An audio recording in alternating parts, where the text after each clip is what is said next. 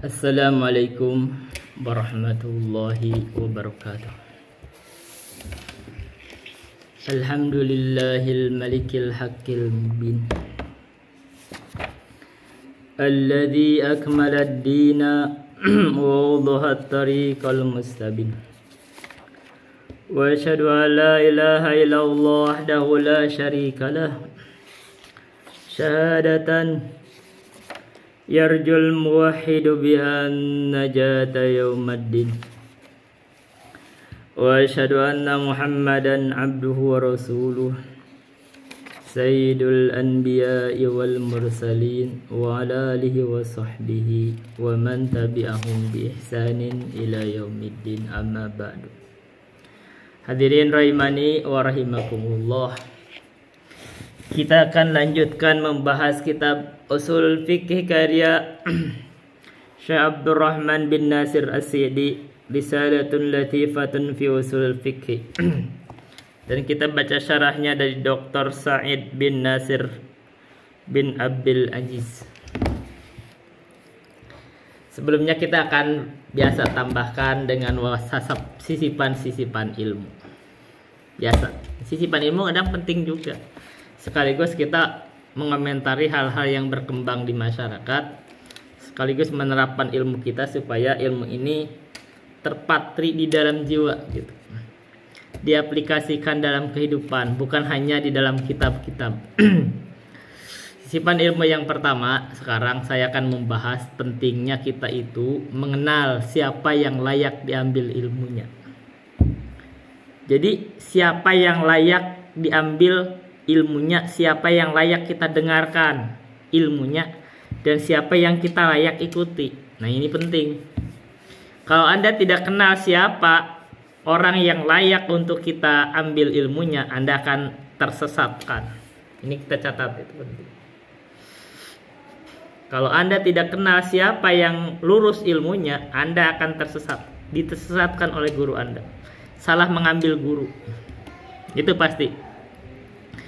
Makanya akhir-akhir ini kita dengarkan, lihat banyak ya, kemarin kan sempat terkenal viral yang film Al-Walid itu kan, yang dari Malaysia. Itu ahlul bid'ah yang menampilkan sebagai tokoh agama. Yang begini nih, pakai sorban hijau. Ini hijau apa biru? Biru ya. Begitu. Ini Al-Walid. Walid gitu. Menampilkan sebagai tokoh agama. Wow. Anda harus tahu, hati-hati ketika memilih guru. Karena ini agama, ini jelas. Ini ada agama. Inna dina, inna hadad dina. Sebentar. Inna hadad ad-dinu, ya kita mungkin begitu ya, kira-kira lupa aja, saya agak lupa. Ini adalah agama. Fandur man akhadta dinaka. Perhatikan kepada siapa kamu ngambil agama kamu. Jadi ini perhatikan, guru itu begitu. Kamu ini agama, kamu harus perhatikan dari siapa kamu mengambil guru. Ini harus diperhatikan. Kalau enggak, kamu akan tersesat, disesatkan oleh gurumu. Itu satu. Jadi nanti kita akan lihat kriteria-kriterianya banyak sih. Tapi akhirnya gara-gara orang salah mengambil guru, ini sekarang terkenal tuh. Banyak kenapa santri-santri dicabuli sama gurunya. Dia gitu kan? Itu kan salah ngambil guru. Ini di daerah Lombok, daerah Soreang. Kemarin katanya daerah Bandung, banyak lah bikin pesantren, ya kan? Itu bikin pesantrennya itu untuk hati-hati sebenarnya. Pesantren itu juga adalah jadi instrumen untuk melakukan eksploitasi, baik eksploitasi secara sosial, yaitu ingin ditinggikan, eksploitasi secara ekonomi, dan bahkan eksploitasi secara seksual, dia untuk menjaring orang-orang untuk dia cabuli gitu kan. Kayak jujurnya saya ini belum bikin pesantren, ini saya Dari kecil saya pesantren, belajar 35 tahun saya belum pesantren, belum bikin pesantren saya ya nyampein pengajian umum aja di sini, tapi saya belum bikin pesantren. Biar apa? Biar masyarakat kenal dulu gitu loh. Ini yang mau bikin pesantren, kalau mau bikin itu siapa? Dikenal dulu orangnya. Ini ilmunya diketahui dulu. Biar diketahui dulu. Nah, yang sekarang itu justru saya ini pesantrennya pesantren virtual. Kita mengenalkan dulu ke publik biar seluruh dunia, seluruh Indonesia kenal dulu ini siapa nih orang ini. Silahkan analisis ilmunya gitu loh, maksudnya penting, silahkan untuk dianalisis. Ustadz yang kontra pun saya silahkan undang untuk menganalisis ucapan saya, bedah gitu loh. Kenapa? Supaya kita ini dikenal orang itu diuji gitu loh, ilmunya diuji dulu. Jangan langsung bikin pesantren, uji dulu ilmunya, akhlaknya bahkan diuji dulu. Kita mungkin nggak sembarangan akan bikin lulus baru kuliah, baru lulus pesantren, bikin pesantren, belum kenal ilmunya juga gimana, orang seberapa kuat pemahamannya, akhirnya kadang ngaco-ngaco gitu kan. Kita biarkan diuji dulu gitu loh. Keilmuannya diuji publik gitu loh. Nah ini kalau sekarang kenapa saya baca kitab, saya buat ini dalam rangka uji publik sebenarnya. Silahkan uji gitu, gitu kan. Ini saya belum bikin pesantren, belum apa. Ya mungkin kedepannya bisa, tapi ini sekarang kenapa saya ngomong banyak gitu, biar uji secara publik gitu. Silahkan diuji, ilmunya dicek gimana. Nah kita itu perlu begitu, menguji guru dulu. Guru itu diuji dulu, ini layak untuk jadi guru, itu diuji. Makanya saya sendiri ini, kalau saya sekarang ini adalah step, sebenarnya saya kan belum bikin pesantren, ini step. Ini adalah uji publik sebenarnya. Saya menguji, silahkan uji ilmu saya, diuji secara publik. Supaya orang itu bisa melihat ini layak atau tidak gitu. Kalau salah, silahkan dibully aja gak apa-apa. Gitu loh. Kalau saya salah, bully aja gak masalah, kritik gak masalah, tajam juga gak masalah, supaya uji publik gitu loh. Kita ini kadang kita perlu juga, ini mungkin saya baru pertama kali sekarang menantang uji publik gitu. Ilmu itu kita diuji. Jadi kalau orang lulus kuliah itu, mereka kan dia harus lulus itu seperti kita skripsi atau tesis kan, kita diuji di depan ini kan, di depan penguji.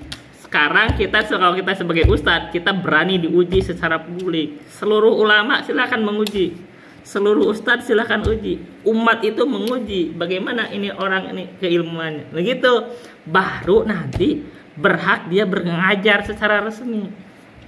Misalkan bikin lembaga pesantren secara resmi, itu kan mengajar nih. Kalau ini kita uji publik sebenarnya. Kalau sekarang ini kan lagi uji publik, orang juga di sini kagak ada pungutan biaya segala macam, enggak, ini uji publik. Nah, orang-orang yang berilmu layak untuk memberikan komentar, layak untuk mengkritisi. Kalau orang itu berbicara tidak ada yang mengkritik, dia akan ngawur kemana-mana seakan-akan benar. Dan bagusnya kalau kayak di media sosial, kayak di YouTube ini, orang salah itu langsung tersebar, tersimpan, itu bisa dikritik dari berbagai tempat. Nah ini benar nanti uji publiknya, kita menguji secara publik. Baru nanti dia layak, kalau dia layak berbicara, nanti ketahuan layak berbicara, karena nanti akan kelihatan secara publik itu, ini dia udah diuji secara publik keilmuannya, ngomongnya begini, ucapannya begini, begitu. Karena kalau misalkan dia ngaku-ngaku berilmu aja, kalau dia ngomong salah-salah juga ya percuma juga, dia nggak layak juga, kita uji publik. Nah sekarang justru saya ini sekarang lagi membuat suatu program, kenapa kita bikin pengajar gini di channel ini adalah untuk menguji publik. Salah satunya sebenarnya kalian uji saya gitu loh. Nah kita itu adalah membuat bikin standar baru atau konsep baru bahwa kita ini perlu diuji secara publik gitu loh. Berani diuji secara publik, secara keilmuan. Jadi kalau orang mengkritik, kita terima terus. Jangan takut untuk dikritik, karena kalau di sini salah satu kata aja dikritik gitu. Kita kan, makanya saya selalu mengundang orang-orang yang pro, yang suka mengkritik ustadz. Saya kritik semua ustadz yang suka mengkritik ustadz-ustadz ini, terutama kan ustadz salafi ya, dikritik sama semua ustadz-ustadz ini. Saya undang, silahkan kritik saya. Kenapa? karena kita sedang uji publik gitu. Menguji secara publik penting. Kenapa penting? Karena nanti akan kelihatan ilmu itu begitu kita uji. Ini satu. Itu penting. Kalau enggak nanti orang yang tidak diuji ilmunya itu, begitu dia dijadikan guru, jadikan apa, itu akan banyak tuh penyimpangan. Dia memberikan penyesatan terhadap umat, dan dia juga akan banyak apa?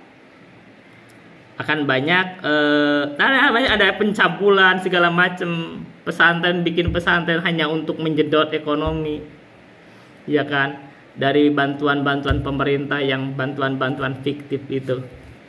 Terus dia bikin pesantren, dia punya murid itu untuk melanggengkan hegemoninya dia. Makanya kan murid itu kayak sebagai budak jadi ya kan. Jadi murid itu sama diperbudak. Enggak, kita kan makanya kita uji publik penting. Ini satu. Nah, kita dari kebetulan inilah zaman yang terbuka, kita perlu menguji ustadz-ustadz atau kiai-kiai atau guru-guru yang layak untuk kita ambil ilmunya. Karena jangan sampai kalah sama simbol-simbol. Oh ini simbol nih kiai. Belum tentu. Sekarang kita buka ini kiai-kiai, kalau dicek ilmunya dia nggak bisa apa-apa itu. Padahal ditokohkan. Kalau dicek aja suruh baca kitab juga nggak bisa baca kitab. Beneran. Ini jadi ketua MUI, ketua apa, dicek gak bisa apa-apa, disuruh bahas rumah saya gak pernah ngomong apa-apa. Nah gitu, makanya perlu uji publik. Ini saya termasuk menguji publik itu ketika sering bahas rumah saya selalu ngomong dan saya selalu jawab masalah. Itu baru kaget. Karena di depan para kiai, di depan para ulama saya bicara dan mereka nganggap saya bener omongannya. Oh gitu, jadi uji publik. Jadi kita selalu uji publik. Sekarang juga ini uji publik. Nah ini penting. Jadi supaya kita dapat guru yang bagus itu, terutama kan ini guru agama ini penting, mahal kan, maksudnya berharga karena itu menunjukkan kita kepada Allah. Maka kita perlu menguji guru-guru kita, menguji ustadz-ustadz kita. Sebelum kita mengambil ilmunya kita uji dulu, begitu. Nah itu makanya kita harus lihat ulama-ulama itu bagaimana mengomentari orang tersebut. Ustadz tersebut kalau dikomentari itu ilmunya diteliti bagaimana. Nah itu perlu itu dikomentari. Bagaimana komentar-komentar ulama, kalau dia salahnya gimana, benernya gimana, kalau ada perbedaan pendapatnya gimana, akan kelihatan. Oh ini ilmunya begini jalurnya, itu kan kelihatan. Ini uji publik itu penting. Ini saya menantang untuk uji publik. Ilmu itu perlu diuji. Orang itu berbicara, apalagi kalau sudah tingkatan lebih luas, yang konsepnya menjadi penokohan, ditokohkan gitu, diikuti, itu perlu diuji ilmunya supaya tidak keliru. Nah kalau masih sebelum proses itu mesti ada di debat di apa, itu penting. Oh ini bagus untuk menguji. Nah, jadi sekarang nih kalau saya sendiri, ini adalah kenapa saya buat program ini adalah dalam rangka uji publik. Jadi kita diuji secara publik. Umat Islam ini akan menguji apa ucapan saya ini benar salahnya akan kelihatan. Para ustadz, para kiai dari berbagai tempat akan menguji. Itu penting. Bahkan saya mengundang untuk uji publik. Maksudnya uji, silahkan dikritik. Ini satu. Yang kedua, gara-gara orang itu langsung menjadi didudukan sebagai tokoh yang dipanutan gitu, padahal belum diuji publik, akibatnya akan banyak kemadorotan. Saya tidak mau melangkaui itu, makanya saya prosesnya sedang uji publik dulu, silahkan gitu. Nah kita uji publik, kita belum masuk saya makanya belum bikin pesantren karena kita sedang proses uji publik. Gitu. Saya belum melakukan pengajian resmi terbuka, belum. Kita masuk apa yang besar itu belum. Kita baru masih di lingkungan kampung gitu kan. Tamrina. Kalau dulu misalkan konsepnya baru dulu misalkan kultum yang lingkungan terbatas. Nah, kita belum misalnya kenapa? Karena kita itu memang sedang mendidik bahwa perlu step. Kita kalau ini dalam rangka peran besar itu kita perlu step-step dulu. Makanya itu jangan sampai orang udah dianggap jadi tokoh terkenal, ustadz terkenal, terus ternyata pas dicek itu belum layak secara keilmuan, makanya gitu. Nah akhirnya kita kan banyak madorotnya. Pas dicek secara pengetahuan kurang. Pas suruh baca kitab nggak bisa. Pas suruh pemahaman fikih kurang, jauh, akidah kurang, misalkan gitu. Macam-macam akhirnya. Nah, itu akhirnya banyak kekurangan. Itu perlu. Nah, kita ini sebagai umat Islam yang perlu mencari ilmu, perlu tahu siapa guru yang harus layak kita ambil. Kita harus tahu. Nah, kalau orang yang sudah berilmu, itu akan lebih gampang menganalisis orang itu berilmu atau tidak. Kayak saya sendiri sudah nggak begitu melihat latar belakang. Saya lihat itu orang ini berilmu atau tidak. Saya nggak lihat. Karena saya dari dulu juga udah ada bekal-bekal ilmunya. Jadi saya nggak lihat.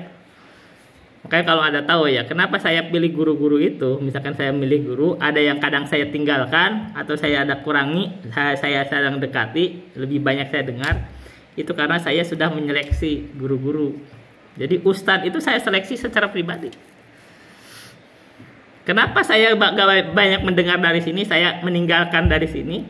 Kan saya jarang mendengar sini, saya dengarnya dari sini. Karena saya menyeleksi ustadz. Ustadz itu saya seleksi gitu.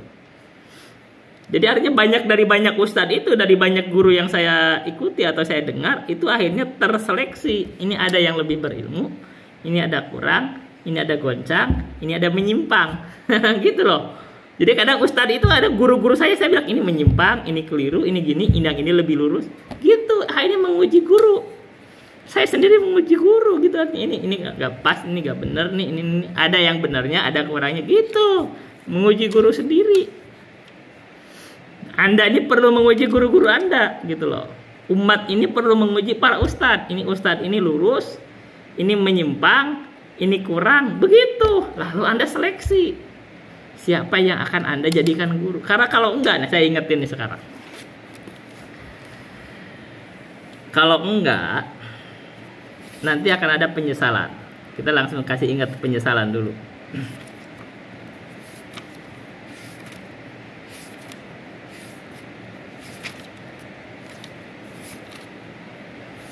Bahkan Allah sudah isyaratkan itu. Wa yawma ya'addu dhalimu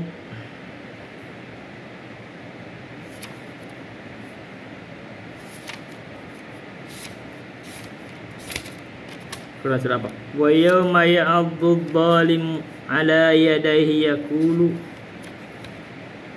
ya wailata laitani lam attakhid fulanan khalila laqad adallani anid dzikri ba'da id ja'ani wa kana syaitanu lil insani khudula. Itu ya ayatnya ya. Ini saya sambil dicek ya.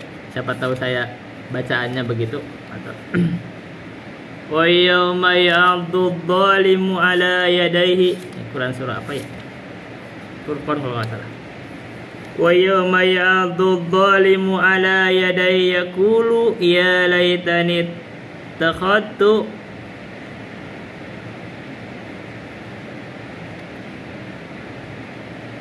mar rasuli sabila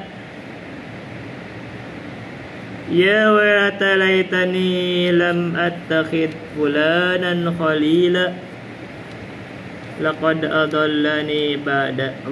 adallani anid dzikri ba'da id ja'ani wa kana syaitanu lil insani khadula. Ya kita baca dulu. Wa yawma ya'addu dhalimu ala yadayhi. Ketika di hari kiamat ini kejadiannya, ya'addu dhalimu ala yadayhi, orang zalim. Orang zalim, kalau zalim itu makna yang lebih ininya orang musyrik.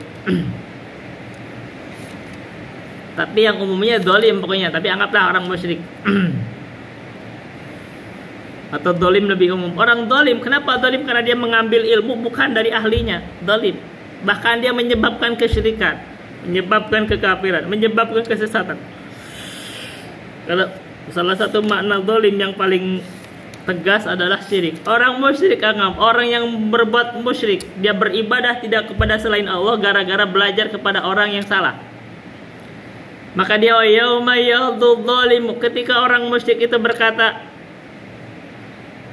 wa yauma yadhul zalimu ala yadayhi, dia itu menggigit kedua tangannya saking penyesalannya. Yaqulu, dia berkata, ya wailata laitani lam attakhid fulanan khalila. Sebentar. Yaqulu ya wailata laitani, ya wailata laitani takhadtu ma'ar rasuli sabila. Andaikan saja saya mengikuti para rasul. Ini penyesalannya, ini saya sambil pulang di mana ya? Ya wailata laitani ittakhadtu ma'ar rasuli sabila. Andaikan saja saya itu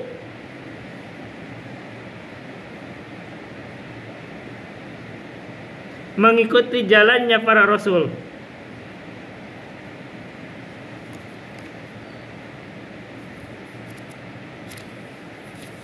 Andaikan saja saya mengikuti jalannya para rasul.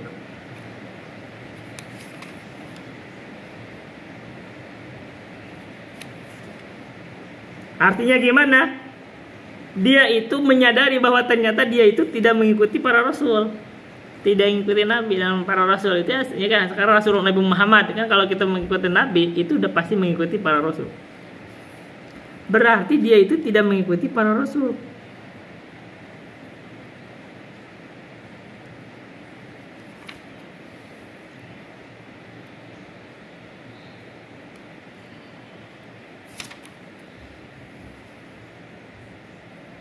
Ya, benar di kalam surah Al-Furqan ayat 27. Wa yauma ya'addu dhalimu ala yadayhi yaqulu ya laitani ittakhadtu ma'ar rasuli sabila. Itu kalimatnya ya, takut saya salah bacaan. Ya wa yauma ya'addu dhalimu ala yadayhi yaqulu ya laitani ittakhadtu ma'ar rasuli sabila. Jadi ketika orang dolim itu berkata, bisa termasuk orang musyrik berkata, gak masalah. Orang musyrik berkata atau orang dolim berkata, ya laitani, duh, ya laitani, andaikan saya ittakhadtu ma'ar rasuli sabila, mengikuti jalannya para rasul. Atau mengikuti Rasul, mengikuti Nabi Muhammad. Sekarang Nabi Muhammad sudah tidak ada, yang ada itu para ustadz. Dan ustadz itu membawa ilmunya Nabi Muhammad. Maka orang-orang yang disesatkan itu di hari kiamat berkata, andaikan saya itu mengikuti ustadz fulan, mendengarkan ustadz fulan, yang lurus agamanya, yang lurus pemahamannya, yang lurus ilmunya, maka saya tidak akan tersesat gitu. Tapi karena mengambil ustadz fulan, ustadz yang lain yang bahkan ilmunya menyimpang, kurang keilmuannya, gagal pemahamannya, kurang lurus pemahamannya, bahkan eksploitatif untuk kepentingan sendiri, dia tidak punya nuslah, dia hanya ingin mengeksploitasi secara ekonomi, bahkan mengeksploitasi secara seksual, bahkan mengeksploitasi secara sosial, ingin diagungkan, tidak tulus begitu, akhirnya dia menjadi budak gitu loh, sekedar jadi budak aja. Maka ada penyesalan, dia sudah disesatkan dari ilmu, dia sudah berkorban secara banyak harta, tapi akhirnya malah disesatkan. Nah, itu penyesalan.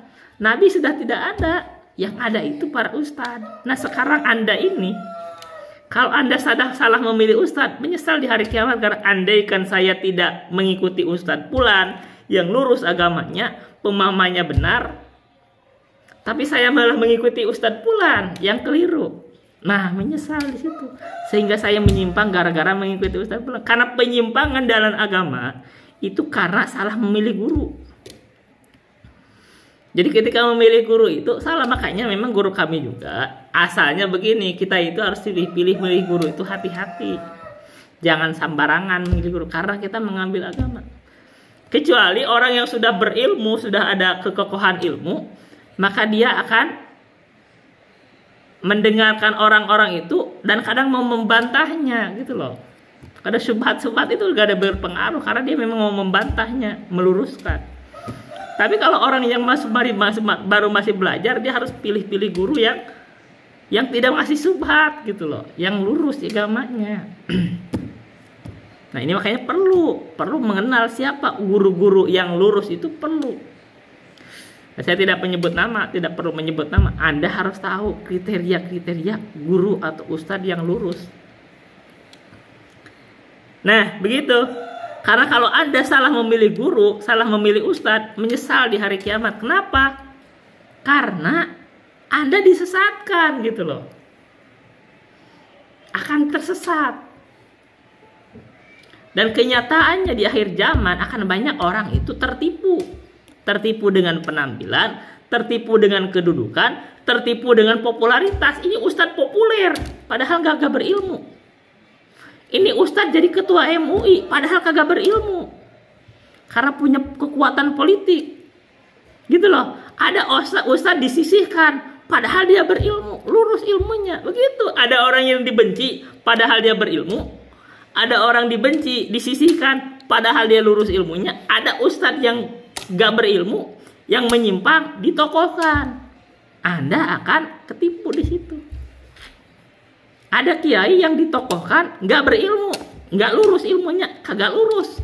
Kerjanya pengen nyikat-nyikat harta, pengen ngumpulin harta, harta haram disikat. Kadang begitu, ada yang begitu. Tapi ada ustadz yang lurus ilmunya, dibenci, disisihkan. Jangan dikasih panggung. Ya kan? Begitu. Akan ada terjadi begitu.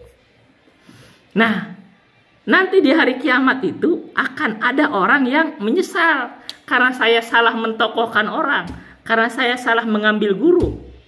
Karena saya salah mencintai orang. Sementara ada orang yang dibenci. Salah dia membenci orang. Membenci orang yang lurus di dalam agamanya. Membenci orang yang lurus dalam pemahamannya. Membenci orang yang tulus. Nah begitu. Di hari kiamat akan ada penyesalan. Hati-hati. Maka penyesalannya dia itu, ya layla wailata laitani lam attakhid fulanan khalila.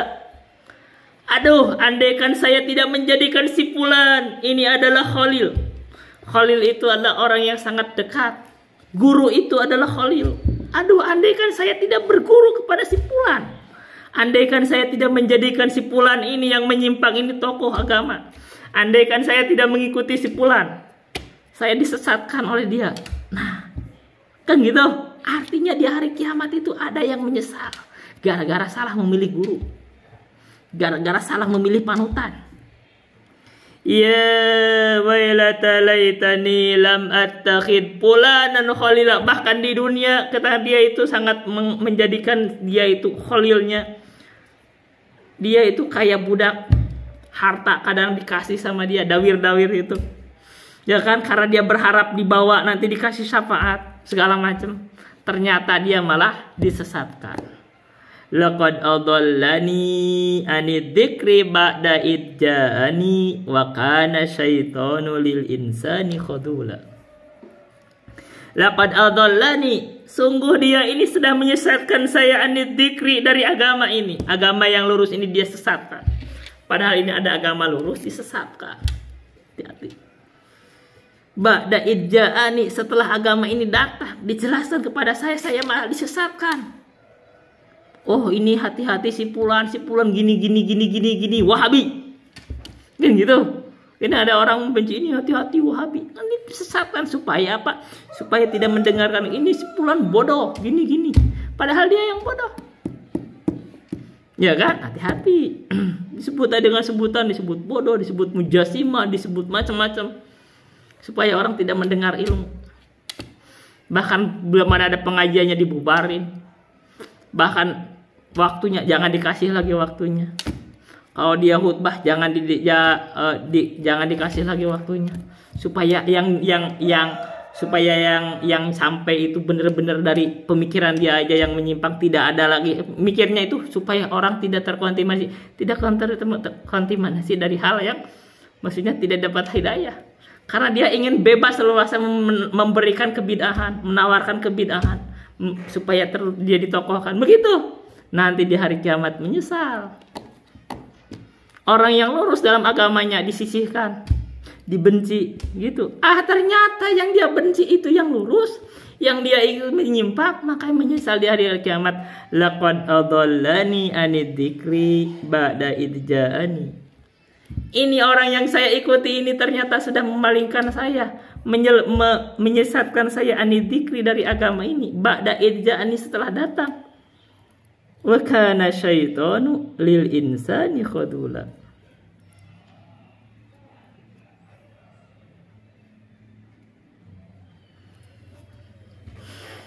Iya kan? Setan itu begitu, dia akan menyesatkan, menipu. Setan itu menipu, maka hati-hati. Karena setan itu musuh kita, dia akan selalu menipu, menyesatkan. Nah, hati-hati. Nah, itu satu pelajaran penting. Kita itu perlu mengenal siapa ustadz yang lurus dalam agamanya. Apa sebenarnya kriteria ustadz yang lurus dalam agamanya itu? Ya, apa sebenarnya kriterianya?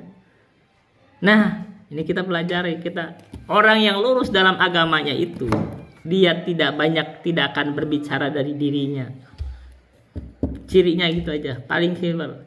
Jadi kalau dia berjawab, dia tidak berjawab menurut saya gini, enggak, kita bukan menurut kamu siapa? Kita kamu dengar kamu. Kamu yang kamu sampaikan itu apa? Apa hujah kamu? Gitu, jangan menurut saya. Kalau orang udah menurut saya gini, itu udah pasti bukan ustadz yang benar, itu menyimpang. Kenapa? Karena dia mengatasnamakan untuk agama dari pikiran dia. Itu ciri. Jadi kalau dia bicara sesuatu menurut saya gini, ini gak benar.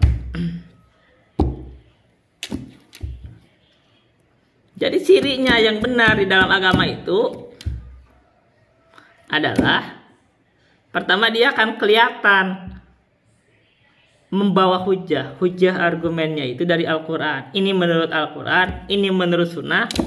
Terus ulama berpendapat atau berpemahaman begini. Jadi gitu sadarnya. Ada ulama yang menyampaikannya begini. Kalau dibongkar secara keilmuan nyambung. Oh benar. Gitu. Dibongkar itu ada kesesuaian antara Al-Quran, kesesuaian sama hadis, kesesuaian sama ucapan-ucapan ulama tersebut. Dan kalau dibongkar secara ilmu alat sesuai, baru benar. Jadi kalau ada ketidakpersambungan, nah itu memang nggak lurus. Jadi kalau orang bisa berbicara dengan Al-Quran, tapi kalau dia menafsirkan sendiri, ini baru aja saya mendengar tuh ada tafsirkan. Ini saya di sini banyak syubhat, tapi ya saya nggak peduli karena syubhat itu kalau untuk saya udah makan setiap hari gitu loh. Karena kan saya bantah. Ada orang berkata begini, ini syubhat dari orang sufi. Tapi saya juga ngikutin karena orang levelnya beda-beda, tingkatannya beda-beda. Kalau saya kan tingkatannya berarti karena sudah lama belajar, tingkatannya menyingkap syubhat. Jadi udah gak peduli, kita nyampe. Orang berbicara wa'bud rabbaka hatta ya'tiyakal yakin. Sembahlah Rabbmu sampai datang kepada kamu keyakinan. Jadi sampai kamu meyakini. Kok sampai begitu juga? Ini pemahaman ini dari pemahaman Sufia itu orang-orang yang mengaku hakikat begitu. Kita beribadah itu sampai kita yakin kepada Allah. Nanti kalau kamu udah yakin gimana? Saya nggak perlu ibadah kalau begitu kan? Ini orang menyimpang. Kan sebabnya akhirnya gara-gara begitu dia nggak perlu ibadah lagi karena sudah yakin. Ini salah. Coba baca di tafsir manapun. Nah, kalian harus kembali lagi kalau orang berbicara Quran. Orang jangan enak ngomong sendiri. Baca tafsirnya itu. Baca tafsir Al-Baghawi. Al-yakin adalah al-maut. Bener nih. Ini bisa diuji. Maka wa'bud rabbaka hatta ya'tiyakal yakin. Bahasa yang benar kalau ke orang awam jangan begitu. Jangan ibadah kamu kepada Allah sampai datang keyakinan. Itu akan membuat kacau pemahaman orang. Karena bahasa orang itu disebut keyakinan di bahasa orang adalah kita meyakini sesuatu. Itu bakal salah. Maka keluarkan tafsirnya yang benar di sisi ulama. Wa burrabaka hatta ya'tiyakal yakin. Kamu ibadah sampai kamu mati. Begitu. Kalau kamu udah mati gak perlu ibadah lagi. Jadi kalau orang udah dikubur, dia gak akan berdoa kepada Allah, dia gak bisa beribadah juga. Udah mati. Yang kita itu yang sedang hidup yang ibadah itu. Kalau yang nanti sudah mati, dia sudah tidak perlu ibadah. Dia itu nanti dapat balasan. Gitu, maka kita ibadah itu sampai kita mati. Sepanjang kamu masih hidup, kamu masih wajib ibadah kepada Allah. Itu yang benar. Bukan sampai kita meyakini. Nah, kalau orang berbicara gitu, gara-gara apa? Salah paham. Menjadi tokoh berbicara, akan banyak orang tertipu. Hati-hati ya, orang yang tertipu kan orang bodoh. Kalau orang yang berilmu gak akan ketipu. Kamu salah. Ya kan ke saya aja udah gak bisa masuk. Itu salah baca tuh. Salah paham. Kita harus tahu. Jadi cirinya orang yang berilmu itu kalau dia berbicara walaupun dari Al-Quran nggak ngomong sendiri, dia akan keluarkan tuh dari tafsirnya si anu. Dan benar dalam kenyataannya inilah menjadi amalannya umat Islam. Umat Islam itu ibadah itu sampai mati. Sampai Rasulullah ketika udah mau meninggal itu masih menegakkan sholat. Jadi kalau orang itu gara-gara begitu nanti nggak sholat, itu pasti salah. Gitu. Kenapa? Karena dia sudah yakin. Itu yang cerita yang hakikat-hakikat gitu. Oh, saya sudah gak perlu sholat. Karena saya ini sudah yakin. Itu sudah makom hakikat. Iya kan? Ini gara-gara ini ayat ini salah paham. Karena saya sudah yakin. Gitu. Salah. Baik, contoh. Itu tadi contoh. Jadi kita harus bisa menilai guru. Wajib Anda bisa menilai guru itu. Jangan kok kamu sombong. Enggak, kamu harus memilih guru. Karena guru di antara guru-guru itu ada yang lurus, ada yang enggak. Ada yang benar, ada yang salah. Maka kamu pilih-pilih guru kamu. Lama-kelamaan guru-guru kamu yang banyak itu akan terseleksi. Yang lebih lurus jadi simpulan. Makanya harusnya banyak mendengar. Saya itu dari dulu banyak mendengar. Itu dari berbagai ormas, berbagai ustadz. Dengar semua. Bukan hanya di NU doang. NU saya dengar, Persis saya dengar, Muhammadiyah saya dengar, Salafi saya dengar. Supaya saya dapat tambahan masalah ilmu. Nah, kalau orang mau membatasi, kamu harus dengar dari sini aja, itu sedang mau membatasi orang dapat pengetahuan. Kalau orang-orang asal aja, kamu jangan dari dengar. Itu kalau udah asalnya begitu loh. Ini asalnya kalau orang-orang NU bicara begitu. Ini kamu harus dengar dari kiai NU doang. Sekarang kita harus dengar dari kiai kampung doang. Hati-hati. Karena kamu pengen disesatin supaya tidak dapat ilmu baru. Saya enggak. Saya ini datang dari NU. Saya datang dari Aswaja. Saya dengar dari berbagai organisasi. Makanya pengetahuan saya bertambah. Ilmu saya bertambah. Jadi tambah luas wawasannya. Makanya saya dari NU. Saya dengar dari guru-guru yang dekat-dekat dari awal itu guru orang-orang NU. Ada yang kurang paham, dengar lagi dari ustadz-ustadz lain. Baru kita paham yang lebih benarnya yang ini. Yang sesuai. Nah, yang sesuai itu adalah sesuai dengan Quran. Gitu. Karena saya dulu guru merasa tidak pas itu ketika guru kami dari NU dari Nahdiyin itu berkata, Allah itu tidak punya tangan. Katanya karena laisa kamitslihi syai'un. Saya merasa nggak sesuai dengan Quran itu. Karena menurut Quran kayak gitu. Makanya saya dengar lagi penjelasan dari yang lain. Yang paling banyak dari Salafi yang lebih benar adalah penjelasan Ahlul Hadis. Allah punya tangan. Tidak sama dengan makhluk. Begitu. Jadi walaupun Allah punya tangan, nggak sama dengan makhluk. Allah punya wajah, nggak sama dengan makhluk. Itu yang benar. Kita boleh berdebat di situ. Nah, kenapa saya meninggalkan pemahaman dari guru kami yang di NU? Yang mengatakan Allah tidak punya tangan ketika baca kitab misalkan Tijan Darudi atau Kifayatul Awam, karena tidak sesuai dengan Quran. Nah, sekarang kalau dibedah secara usul fikih begitu juga. Karena secara usul fikih kalimat itu kemarin kita sudah sebut juga wal aslu fil kalam al haqiqah. Al haqiqah, jadi hakikat. Kita palingkan dari hakikat kepada majaz kalau ada dalil. Mana dalilnya memalingkan dari hakikat kepada majaz? Ketika Allah berkata yadullah atau bal yadahu mabsutotan dipalingkan menjadi kekuasaan, mana dalilnya? Ketika wajhu rabbika Ada kalimat wajhu rabbika dipalingkan menjadi keridhaan Allah, mana dalilnya? Begitu.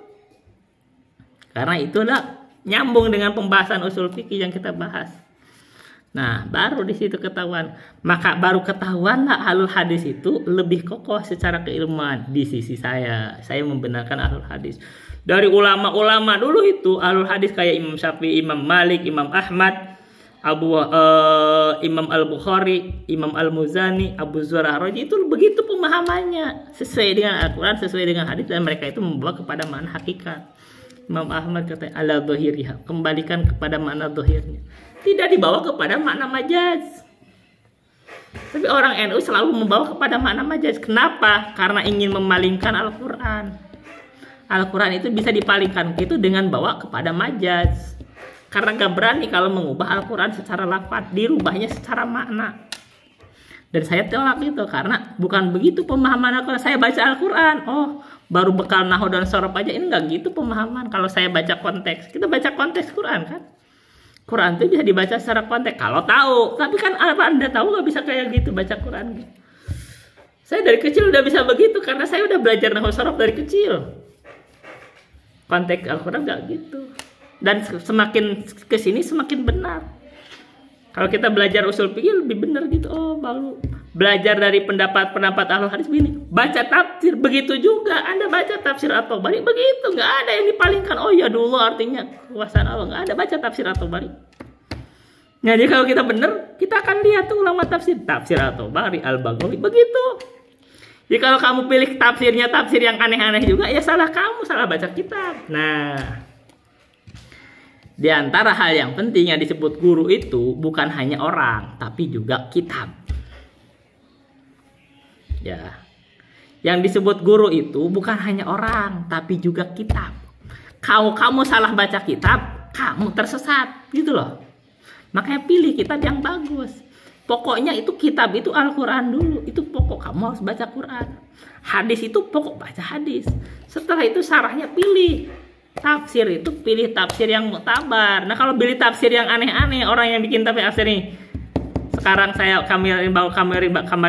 saya baru mengkritik Quraisy Shihab yang mengatakan ya kalau dohirnya, secara dohirnya semua pemeluk agama masuk surga. Dia membuat tafsir. Kalau kamu baca tafsir itu ya jangan heran kalau aneh-aneh nanti pemahamannya. Baca tafsir ulama yang orang sudah ridho di atas tafsir itu. Tafsir At-Tabari. Jangan merasa kegedean. Gak usah kegedean. Baca aja.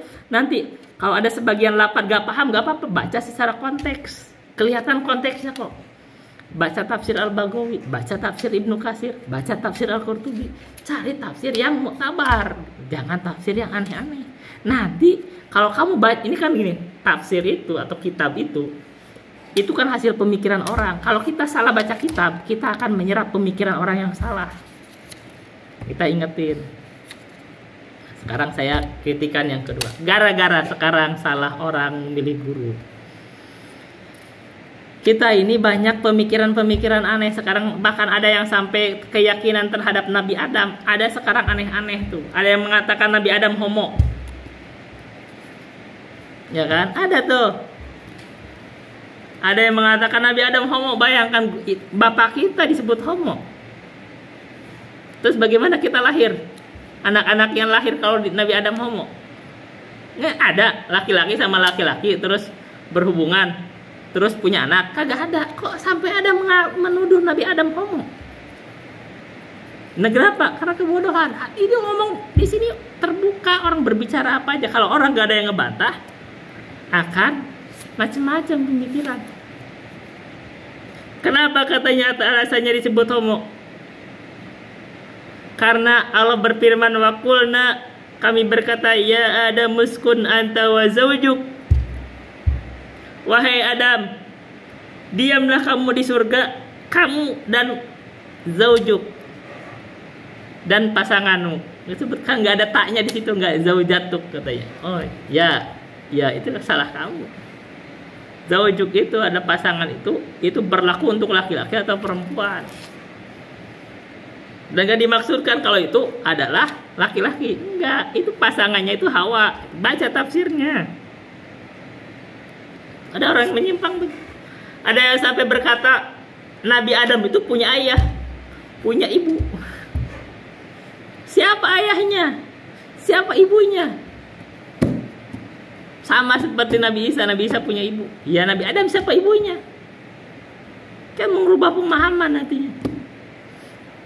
Itu merubah pemahaman yang itu sudah daruri, udah dalam pemahaman umat Islam. Hati-hati. Nah, ciri yang benar itu, sesuatu yang benar itu kita ketahui secara umum di masyarakat itu, umat Islam itu tahu keyakinan itu benar. Bahasa lain itu maklumun minad dini bidaruri. Ada hal yang sudah dimaklumi, ini benar. Kamu kalau kadang-kadang nggak perlu banyak dalil-dalil juga sudah tahu ini benar, ini kebiasaan kita, begitu pemahaman. Nabi Adam itu manusia pertama. Dia tidak punya ayah, tidak punya ibu, diciptakan langsung oleh Allah dengan tangannya. Tangan Allah menciptakan Nabi Adam langsung dari tanah. Begitu. Jadi nggak aneh-aneh. Oke, kita udah 45 menit sisipan ilmu. Kita baca sekarang usul fikih. Jadi kita harus tahu cirinya ustadz yang lurus, yang Anda layak bayar ambil ilmunya. Harus tahu. Kalau enggak akan tersesat. Cirinya itu dia kalau berbicara bukan dari dirinya. Dia akan berbicara dengan Al-Quran, berbicara dengan hadis. Kalau dia tafsirkan enggak dari dirinya, bisa dibuka tafsirnya. Apalagi dalam masalah keyakinan, ibadah, akidah, bukan dengan pemahaman diri sendiri. Itu cantolnya itu ke Al-Quran, cantolan kepada hadis, dan itu diriwayatkan. Ada pemahaman dan diambil dari kesepakatan. Ulama berkata begini, sepakat begitu, karena akidah ini bukan ijtihadiyah, bukan ranah ijtihad. Kalau orang berijtihad dalam akidah akan menyimpang. Enggak, akidah itu bukan diambil dari ijtihad. Kalau fikih boleh ini ijtihadi, dalam akidah bukan. Ambilnya itu dari pemahaman yang disepakati. Jadi kalau ditanya akidah Allah punya tangan, ada dalam Al-Quran, ada dalam hadis, disepakati. Kalau ada orang mengatakan Allah gak punya tangan, karena kamu menyimpang.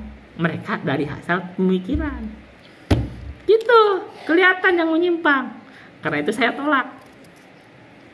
Yang benarnya begitu. Allah istiwa di atas arsy itu ada dalam Al-Quran, ditetapkan dalam hadis, disepakati ulama. Begitu ada orang menyingkari, karena kamu mengikuti pemikiran, menyimpang gitu. Jadi sekarang kita baca usul fikih. Kemarin kan kita bahas kaidah yang pertama, asal di dalam perintah yang ada dalam Al-Quran dan Sunnah itu adalah menunjukkan wajib, kecuali ada dalil yang itu memalingkan dari wajib itu menjadi sunnah atau ibahah atau boleh. Sekarang kita yang kedua, wal aslu fin nawahi annaha litahrimi illa idad dalad dalilu alal karohati. Nah, kita baca itu aja. Asal dalam larangan itu adalah larangan itu menunjukkan haram kecuali ada dalil yang menunjukkan makruh. Jadi kalau larangan itu nggak mungkin menjadi mubah. Jadi arahnya kalau udah larangan minimal makruh, asalnya haram. Sekarang kita bongkar, kenapa saya tetap berpegang teguh bahwa membangun kuburan itu haram? Karena asal di dalam membangun kuburan itu ada larangan. Sementara asal dalam larangan itu artinya haram. Itu yang dohir di dalam kitab. Misalkan Matan Abu Suja itu dohirnya itu larangan, berarti haram larangannya. Ketika orang menafsirkan atau mensyarah itu makruh, makruh yang menjadi bermaksud adalah haram, makruh takrim, makruh yang bermakna haram. Itu yang saya pegang. Orang berbicara ini makruh semua, ini makruh yang bermakna tahrim, karena asalnya itu haram. Apa yang membalikkan dari keharaman? Nggak ada.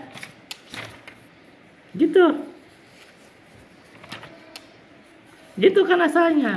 Kalau belajar, kalau kita paham begitu, nyambung kan. Oh, sekarang kita alasan begini, apa yang memalingkan dari keharaman?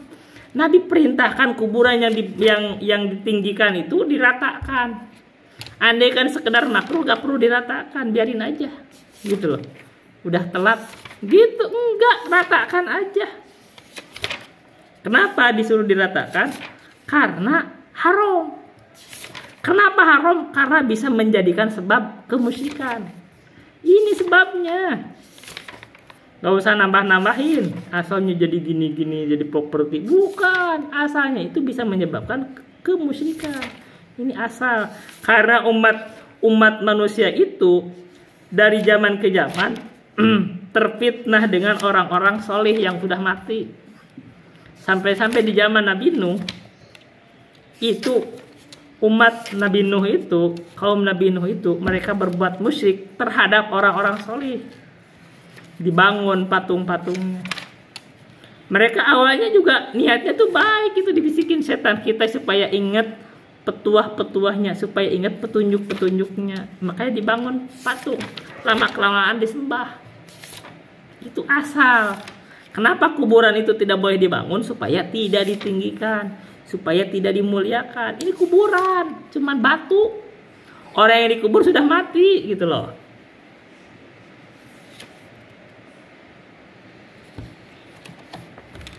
Kita analisis, makanya belajar kita nyambung. Kalau kita belajar dengan usul fikih nyambung bahwa membangun kuburan haram.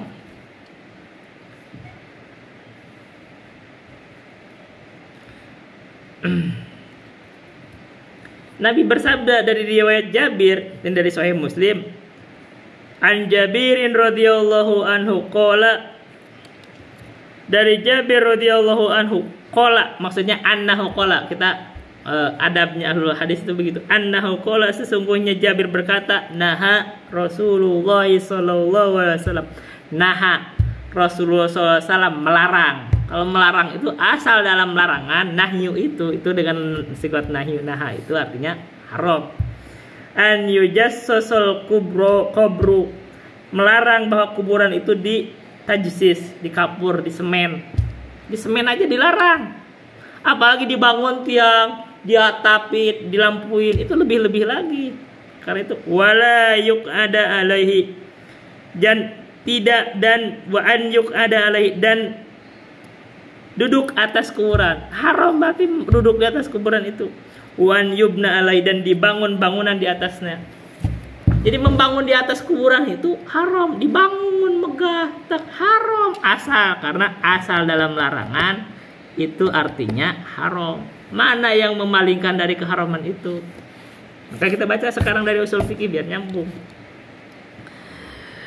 Al-qaidatu Tsaniyatu, kaidah yang kedua itu al-aslu fin nawahi annaha litahrim.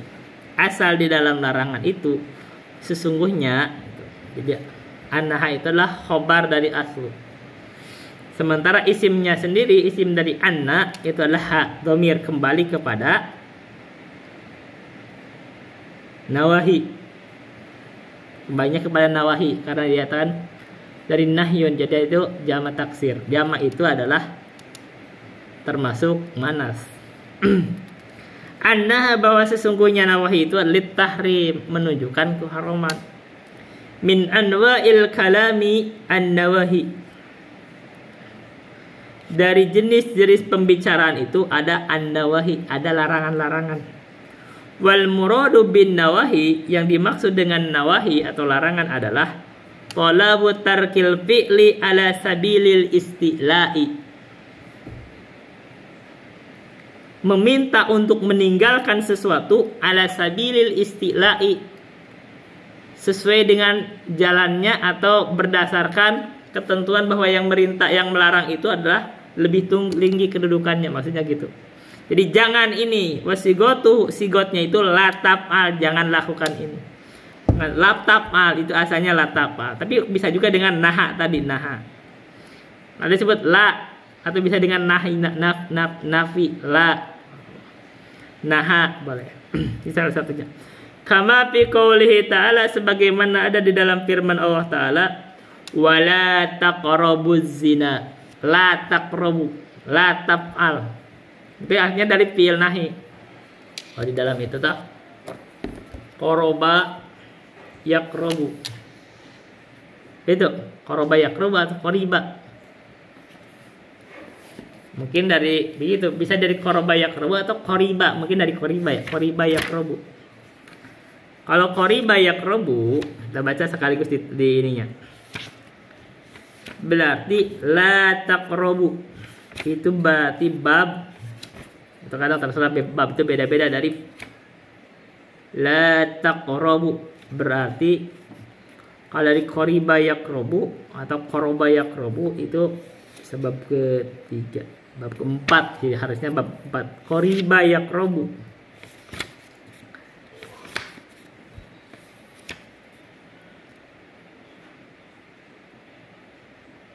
La taqrab. Iqrab. Kalau qoroba yaqrabu korban. La taqrab, nah bisa aja. Atau dari qoriba yaqrabu. Pilihannya itu kayak alima ya qoriba yaqrabu kirban. Kayaknya nggak ada kirban.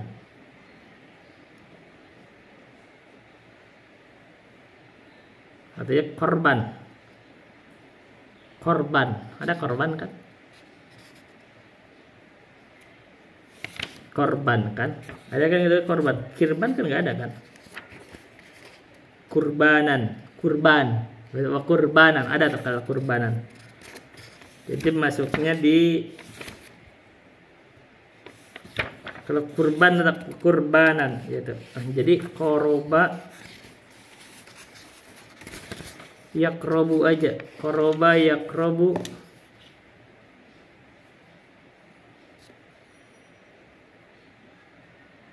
Walaupun ya apa-apa. Biasanya ya ain fiil sama lam fiilnya itu huruf khalq. Biasanya kalau fathah yaftahu gitu kan. Fathan. Qorob. Atau qoroba yaqrubu. Kalau qoroba yaqrubu la taqrub. Ya kita pilihan, kita harus ini kan ini bisa dikira-kira cocoknya masuk di bab apa.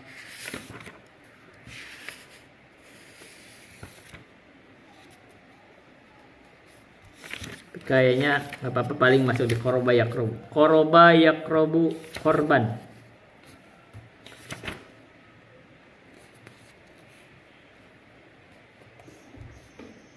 Kurbanan gitu.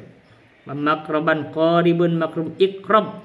Jadi wala taqrab, la taqrab.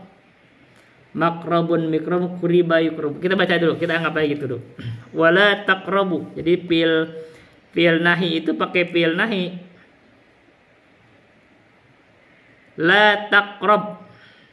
La taqraba, la taqrabu gitu. Wala taqrabu, la taqrabi. La taqruba, la taqrabna. Jadi wala taqrabu, ini sikotnya fi'il amar. Janganlah kamu mendekati az-zina, terhadap zina. Nah, ini larangan artinya. Jadi kalau mendekati zina haram. Zinanya bagaimana? Mimba bil aula, larangan mendekatinya zina aja dah boleh, haram apalagi berzinanya. Wala taqat wa qawluhu, dan firman Allah taala kama qawli, kita berarti kama fi qawli, berarti wa qawlihi, dan di dalam firman Allah taala wala taqtulun nafsal lati harramallahu illa bil haqq. Wala taqtulu, dari qatala yaqtulu. Qatala yaqtulu qatlan. Wa maqtalan qatilun maqtulun uqtul. La taqtul maqtalun miktalun qutila yuqtalu. Jadi la taqtul. La taqtul, la taqtula, la taqtulu. Ini jamaknya kayak gitu. La taqtuli, la taqtula, la taqtulna. Jadi la taqtul wa la taqtulu. Janganlah kamu membunuh an-nafsa, jiwa. Allati yang latinya kembali ke nafsa. Haramallahu, yang Allah mengharamkannya, illa bil haqq, kecuali dengan hak. Artinya boleh membunuh dengan hak kalau misalkan dikisos atau mereka akan Di dalam hadis Al-Arba'in Nawawi disebut hadis nomor ke berapa? 7. Bukan ke 7, berapa? Ke-14. La yahilu damum ri'in muslimin illa bi ihda thalathin as-sayyibu zani wan nafsi wat tariku lidinihi al-mufariqu lil jamaah. Tidak halal darah kaum muslimin itu ditumpahkan kecuali dengan 3.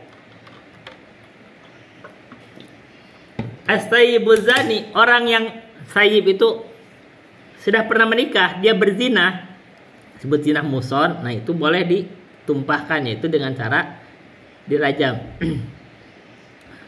Wan nafsu bin nafsi, orang yang membunuh dikisos.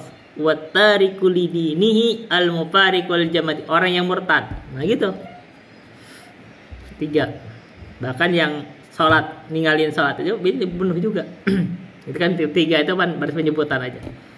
Nah, berarti kalau membunuh dengan hak itu tidak dosa. Nah, ini apa? Ini ininya berarti ini mafhum mukhalafah bil wasf dengan sifat. Wal aslu fin nawahi an tadulla ala tahrimi bi nafsiha. Asal di dalam larangan-larangan itu adalah antadulla, menunjukkan bahwa larangan tersebut ala tahrimi binafsiha, haram berdasarkan zatnya. Liqoulihi ta'ala, karena firman Allah Ta'ala, wa ma atakumur rasulu fakhuduhu wa ma nahakum anhu fantahu. Wa ma, apa saja, ini maknya itu mak mausulah, apa saja yang atakumur rasulu, didatangkan oleh Rasul, fakhuduhu, maka ambillah, wa ma nahakum anhu fantahu, apa saja yang dilarang oleh Rasul jauhi. Jauh itu, pantahu itu artinya haram, artinya disuruh dijauhi. Fadalla hadza ala annal manhiyati yajibu tarkuha. Badalla, maka menunjukkanlah hada, ayat ini aslinya ala annal manhiyati, bahwa sesungguhnya yang dilarang itu, inilah jama' mana salim, yajibu, itu di khobarnya dari anak, wajib apa, tarkuha, jadi fa'ilnya dari yajibu, meninggalkan yang manhiyat, jadi wajib meninggalkan yang dilarang itu, karena itu menunjukkan haram binafsya. Wa yadullu alaihi qaulun nabi sallallahu alaihi wasallam,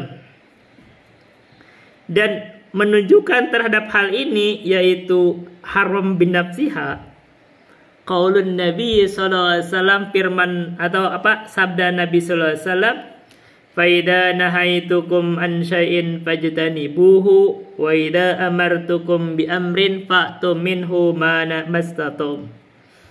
Fa idza nahaitukum, maka bila mana saya melarang kalian an syai'in, dari sesuatu, fajtanibuhu, majauhi. Maka kalau Nabi larang artinya haram, jauhi. Asalnya begitu. Wa idza amartukum bi amrin fa'tu minhu mastata'tum. Dan bila mana saya perintahkan kepada kalian itu bi amrin, dengan satu perintah, fa'tu minhu mastata'tum, maka datangkan dari perintah itu mastata'tum, sesuai kemampuan kamu. Jadi kalau perintah itu sesuai kemampuan, tapi kalau larangan harus ditinggalkan. Fadalla hadza ala anan nawahiya tufidu tahrima. Fadalla, maka menunjukkan hadza, hadis ini, bahwasanya ala an-nawahi, an-nawahi, bahwasanya an-nawahi, sesungguhnya nawahi atau larangan-larangan itu tufidu tahrima. Jadi khabar dari anna ada tufidu, menunjukkan at-tahrim, keharaman. Ini asal. Jadi kalau ada larangan asalnya haram. Illa idza wujidat dalilun yasrifu dilalatan nahyi anit tahrimi. Nah, ini ada kecualian, ada. Kecuali diketemukan ada dalil, yang dalil itu yasrifu, memalingkan. Dalil itu memalingkan. Jadi fa'il dari yasrifu ada ke dalil. Dilalatan nahi, terhadap dalil larangan. Jadi dalil larangan itu dipalingkan dari haram menjadi makruh. Anit tahrimi fa innahu hina idin yuhmalu alal karahati. Maka Sesungguhnya yang nahyu itu hinaidin ketika dalam kondisi tersebut, ketika ada larangan yang ada dalil yang memalingkan dari pengharumannya, maka yuhmalu dibawa nahyu itu, larangan tersebut, alal karohati, kepada sekedar makruh saja, bukan haram. Nah, sekarang membangun kuburan kemarin, apa yang memalingkan dari larangan itu? Nggak ada. Ya berarti tetap haram. Berarti ulama dari zaman dulu kayak Imam Syafi'i segala macam berkata makruh itu artinya haram. Perhatikan, baca, kalau Anda baca kaidah ini, baca Syafi'i, itu akan lebih tampak bahwa kalau Imam Syafi'i mengatakan saya makruhkan, saya membenci, artinya itu artinya haram. Nah, itu berjalan di para ulama juga. Jadi makanya ada makruh itu, ada makruh tahrim, ada tanzih. Itu ulama juga paham begitu. Jadi kalau ngotok ini makruh, ya makruhnya makruh haram, begitu, selesai masalahnya. Kalau menurut saya makruh tanzih, terserah kamu. Menurut saya tetap haram. Orang nyebut makruh tahrim, tapi saya lebih tegas, makruhnya itu maksudnya haram. Saya tetap menganggap haram, nggak mau membangun kuburan. Begitu tegas. Alasannya jelas. Di maqasidus syariah, mencegah supaya orang tidak berbuat syirik. Wa min amthilati dzalika, dan dari permisalan hal tersebut, apa tersebutnya itu adalah kepada makruh, bahwa nahyu itu bermakna makruh adalah ma urida fil hadis. Baca apa itu yang terwarid di dalam hadis Nabi, annan nabiyya sallallahu alaihi wasallam, sesungguhnya Nabi sallallahu alaihi wasallam naha anis syurbi qaiman. Nabi itu melarang dari minum qaiman dalam keadaan berdiri. Jadi qaimannya hal. Nabi melarang minum dalam keadaan, kamu jangan minum berdiri. Tsumma wajadna anna nabiyya sallallahu alaihi wasallam qad syariba qaiman.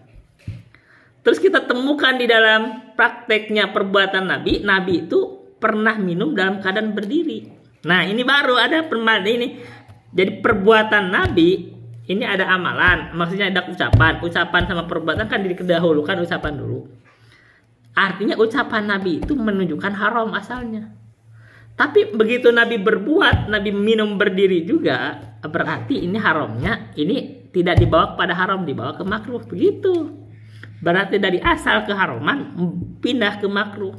Jadi sekedar makruh aja minum berdiri. Sesekali kalau darurat boleh, nggak sampai haram. Tapi bagusnya duduk, bagusnya gitu, afdolnya. Kalau kita melakukan imtisal, maksudnya melaksanakan sunnah Nabi yang sunnahnya duduk, itu dapat pahala. Jadi makruh itu kalau ditinggalkan dapat pahala. Itu kan enak kan? Kalau udah tahu misalkan makruh, ya udah jangan bangun kuburan. Sekedar makruh aja, gak usah nggak bangun kuburan aja dapat pahala. Apalagi kita menganggap itu haram. Tapi kenapa kalian pada bangun kuburan gitu loh? Saya heran. Orang-orang aswaja yang merasa jago ilmu segala macam, kenapa nggak bangun kuburan? Kalau Anda nganggap makruh aja kalau ditinggalkan dapat pahala. Iya kan? Ya, kenapa dilakukan? Kalau makruh aja, kalau misalkan makruh ditinggalkan dapat, apalagi haram. Kami menganggapnya haram. Kenapa membangun kuburan? Kadang ada yang dihias, aneh. Kalau kita orang yang berilmu itu kan kita harusnya sejalan juga, walaupun dia makruh ditinggalin. Apalagi haram. Apalagi makruhnya makruh haram, apalagi tegas haram, lebih jelas lagi ditinggalin, dihias segala macam. Ada orang sampai menyembah-nyembah kuburan gara-gara gitu. Permisif kita orang berilmu itu teladan di tengah manusia. Karena kalau orang berilmunya begitu, apalagi manusia orang awamnya. Nah, makanya perlu orang ilmu itu tegas, ini haram, ditegasin supaya umat tidak bersepakat bahwa ini adalah, lama-lama bukan makruh lagi, lama-lama itu akhirnya ini sunnah, akhirnya kan pengagungan terhadap orang soleh gitu, akhirnya lama-lama ini sunnah, mengubah ajaran. Karena mereka menganggap kalau mengagungkan kuburan, lama-lama itu adalah bentuk kita kecintaan kepada orang yang penghormatan, kepala gisip menghormati ayah sendiri, nekak ibu sendiri yang sudah meninggal dihiasi. Kan ada tuh, lihat baca di pesantrennya pelosok itu, Ning Zajil itu dihiasin. Orang yang ngerasa lulusan pesantren, begitu juga pesantren besar. Ini kan kenapa dianggap penghormatan terhadap orang tua dihiasi itu kurang. Nah, kalau kita nggak tegur gimana? Makanya penting ada yang menegur. Supaya tidak ada yang keliru. Karena orang itu, apalagi yang pemimpin pesantren atau segala macam, itu dianggap orang berilmu. Itu teladan di tengah manusia. Nah, kalau dianya keliru, orang-orangnya yang bawahnya apalagi nanti mencontoh dia juga boleh kan gitu. Perlu ada yang berbicara. Fahina idin. Maka karena dalam hal ini ketika ada larangan minum, terus Nabi minum berdiri juga, nahmilun nahya alal karohati, kami membawa larangan tersebut anahya itu alal karohati kepada makruh saja, bukan sampai haram. Wala nahmiluhu alat tahrimi, dan kami tidak membawanya kepada makna haram. Gitu. Jadi asal di dalam larangan itu artinya haram. Itu dulu yang bisa saya sampaikan. Billahi taufiq wal hidayah. Assalamualaikum warahmatullahi wabarakatuh.